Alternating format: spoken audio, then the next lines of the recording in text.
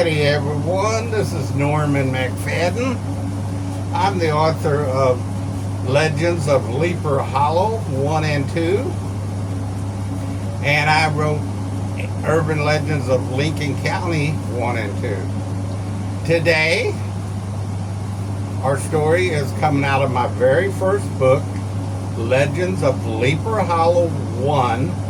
And Legends of Leaper Hollow is kind of like a Tom Sawyer book. It's the stories about me, most of them, and my childhood. I had amazing childhood, had amazing family.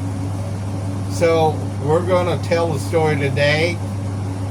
I'm not going to read it because I was there, I lived it, so I'm just going to tell you. It's called The Legend of the Nipperwood Bigfoot. Yeah, you know, when I had a little boy, I always liked getting up early before anybody else did, so I could get what I wanted to do done before they got up. So I got up out of bed and I looked down at my three brothers sleeping. And my brother David, he's my older brother next to me, and he made it his life mission to make my life miserable. Oh, it was terrible. He looked me up to beat me up. So I was thinking in my head, what can I do to him to get even? Oh, I said, there's a mud hole up in the pig pen, and that mud just stank. So I snuck out of the house, went out the back door, went up to the pig pen, got me a handful of that mud, and on the way back in, I was holding my nose with one hand, carrying the mud the other hand. I only took my hands off my nose to open the door. And I snuck through Mom and Dad and my sister's bedroom. They slept in the same room. And walked into my brother's bedroom, and I knew David always slept in his underwear. So his pants were laying on the floor, so I picked them up and stuffed that mud down in one of his britches. I could imagine him getting up and sticking his leg down in that stinky mud. It was funny to me. So I went on out the back door and went on back over to Doc Hartley's. Now, Doc Hartley was about 90-year-old. He was a drunkard of the town. There very few people liked him, but I loved the old man. He was a good friend to a little 10-year-old lonely boy. So I went in the door, and there was Doc. He was cooking on a wood stove. He looked at me, "Hi, little Mac." He said, "What's going on?" I told him what I did to David, and he just laughed. And so did I. We thought it was so funny. So he said, "You hungry?" And I said, "Yeah, I can eat a bit." He said, "Well, pull up a bucket and sit down." Now, Doc, he didn't have chairs, he had buckets. Don't ask me why. Maybe he was too poor to buy chairs. I don't know. But I pulled a bucket up and sat down at the table. Doc came over and put a plate in front of me. It had bacon and eggs and a biscuit on the side. Now, Doc's biscuits, woo, them was so hard. You could throw them at a rabbit and kill them. They were so hard. So I snuck the bits and put it in my pocket. And Doc sat down beside me, started eating. The moment he started eating, somebody started hammering at the door. He said, "Oh, little Mac, what somebody doing here so early?" He got up, started going to the door. Now, Doc had a shotgun house. A shotgun house is when you come in the front door a couple steps, you're at the back door. It's straight through. No other room, just straight through. And he was going through there, and he said, "Would you quit knocking? You're going to wake the whole neighborhood up." He said, "The door ain't locked anyway. Come on in." And he got up to the door. About the time the door flew open, it caught him right in the forehead. He was standing there rubbing his head, and he looked up and he said, "Oh, it's you." And I had to hold back the laughter because it was funny. But it was Tuffy. Now Tuffy's an old dude. He's probably about 80, 85, I imagine, just guessing at it. And he was a wino in the town. He didn't drink nothing but wine. He didn't drink no moonshine like Doc. He drank wine. And he had one arm. He had his other arm got cut off in a sawmill accident. So he came running in the house, and something about Tuffy, he was always in a hurry. He was, oh, let's hurry up, let's hurry up, let's hurry up. He said, I want to go blackbird picking. He said, I want a blackbird cobbler, and I ain't got no blackbirds. And he was talking real quick like he always did. He said, you and Little Mac want to go blackbird picking? Doc said, well, that's a good idea. He said, I wouldn't mind having a blackbird cobbler. Little Mac, do you want to go with us? And I said, well, Doc, I'll have to go ask Mom. He said, well, run on over there and ask her. So I started to go out the back door, and I looked back and said, well, where are we going blackbird picking at?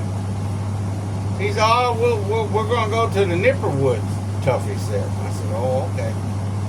I got to the back door of my house. I was listening to the door, and I hear Mom in there moving around cooking.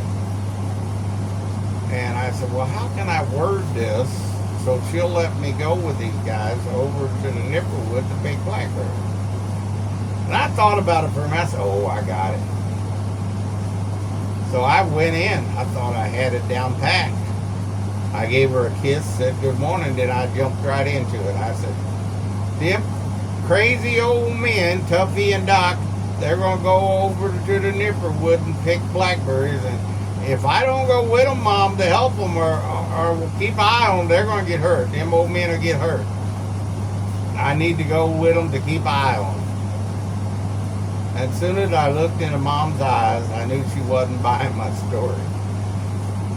She said, Little Mac, she said, it'll be a cold day in hell before I even let you go across the street with them two guys, instead of going all the way 5 miles to the Nipperwood to spend the whole day with them. She said, look across my forehead. Do I have stupid wrote on it? And I said, no. And I looked really sad. So I went out the back door with my head hanging. I went next door to Doc's. And I said, Doc, I can't go. Mom's got some work for me to do. I didn't want to tell them what she said because it'd make them sad. Because I thought they were good old guys and I loved them. But Tuffy said, come on, Doc, we gotta go, we're gonna get back before dark, we gotta hurry. So they grabbed the buckets, and 2 buckets, and headed out the front door, and I went out the back door, went on back home, and the day just dragged by, because I knew they was having so much fun picking them blackberries without me. I couldn't wait for them to get back and tell me what happened, how the day was, and maybe eat some blackberry cobbler. And it was getting dark. I hadn't heard a word about them.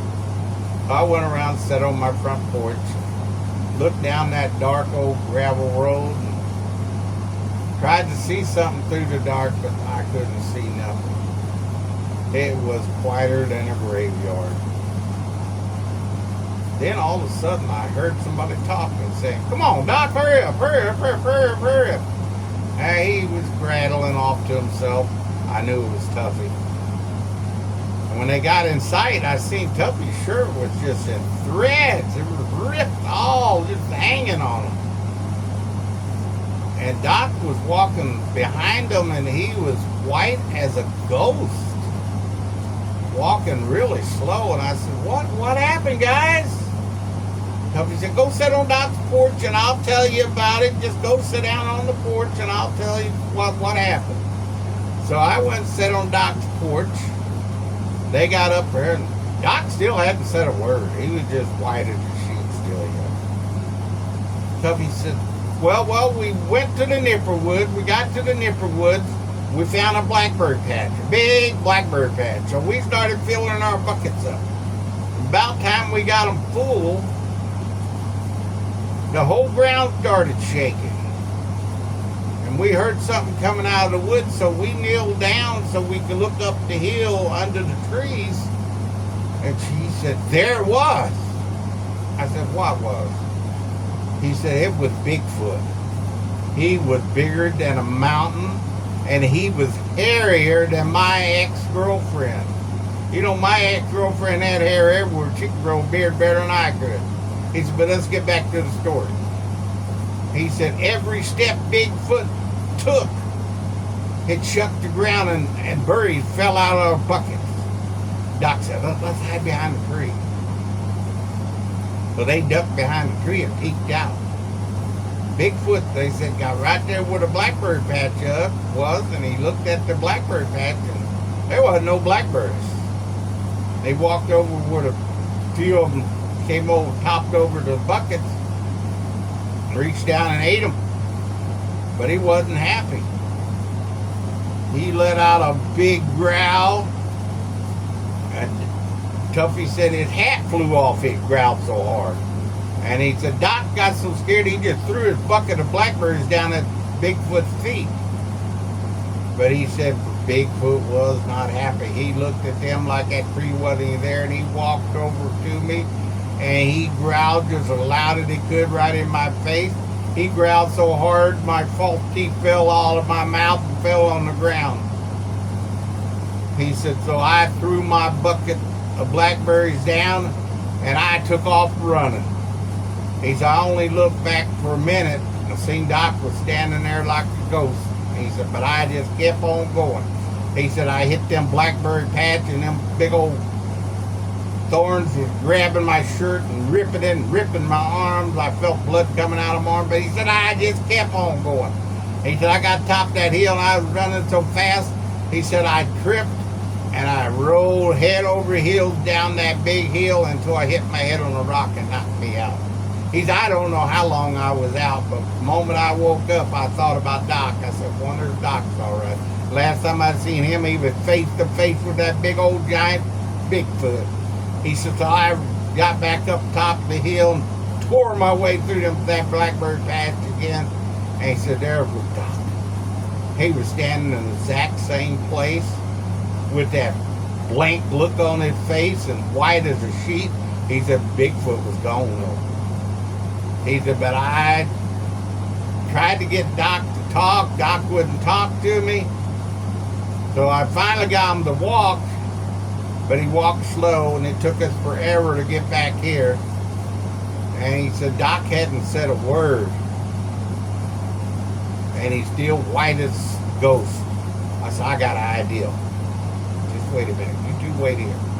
I went inside Doc's house, got his moonshine and poured a big cup full of it. Went back out on the porch, and I told Tuffy, I said, take your good hand there. He only had one arm. I said, raise his lip up. And I took my other hand, and his bottom lip up. And I poured a big shot of that moonshine in his mouth. And when he swallowed it, his skin texture started coming back. He wasn't white anymore. Then all of a sudden he looked at Tuffy and said, are we going to go blackbird picking or what? He said, it's going to get dark on us. Tuffy said, we done went blackbird picking, Doc. Doc said, are you crazy? We ain't went nowhere. But we sat Doc down and told him the whole story, told him that about Bigfoot and everything, but he didn't remember any of it. It was all a blank to him. But that's the story. If you're in the Nipperwood down in Piedmont, Missouri, be careful. There's a Bigfoot over there. God bless y'all.